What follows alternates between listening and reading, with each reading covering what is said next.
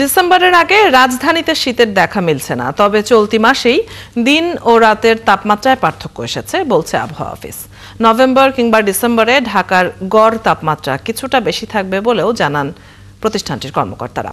তবে রাজধানীর বাইরে ইতোমধ্যেই তাপমাত্রা কমে আসতে শুরু করেছে। জানুয়ারিতে শৈত্যপ্রবাহের দেখা মিলবে বলেও জানায় আবহাওয়া অফিস।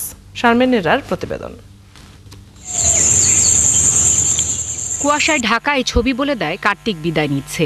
এর মধ্যে দেশের উত্তরাঞ্চলের জেলাগুলোতে শীত পড়তে শুরু করেছে।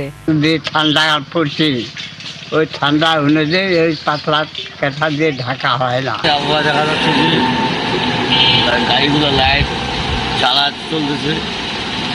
আজকে দেখলাম অনেক কুয়াশা, শীতের জায়গা পাশে হিমালয় পাহাড়, এই জন্য শীতকে আমাদের নামে গেছে।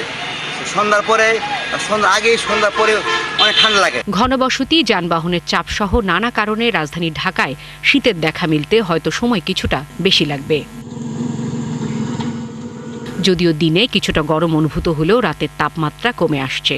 ডিসেম্বরের আগে রাজধানীতে ওই অর্থে শীতের দেখা মিলছে না। শীতের সময় কুয়াশা না পড়লে বা আকাশ মেঘলা না থাকলে ঢাকাতে শীতটা ওইভাবে অনুভূত হয় না। কিন্তু অর্থাৎ শীতটা আপনার তখনই অনুভূত হবে যখন দিনের তাপমাত্রাটা কমে, সময় যত গড়াবে শীতের তীব্রতাটা তত বাড়তে থাকবে এবং ডিসেম্বর জানুয়ারি মাসে শীতটা বেশি হবে নভেম্বরের তুলনায়। এই সময় বৃষ্টিপাতের তেমন সম্ভাবনা নেই। আগাম বার্তা দিয়ে কর্মকর্তা বলছেন এবছরও শৈত্যপ্রবাহের কবলে পড়বে দেশ।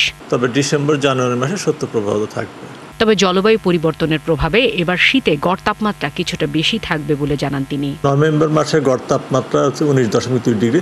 আমরা আশঙ্কা করছি যে এই নভেম্বর মাসের যে তাপমাত্রাটা সেটার গড় তাপমাত্রা বা স্বাভাবিক তাপমাত্রা থেকে কিছুটা বেশি থাকতে পারে। তবে শারমিন মীরা, ৭১, ঢাকা।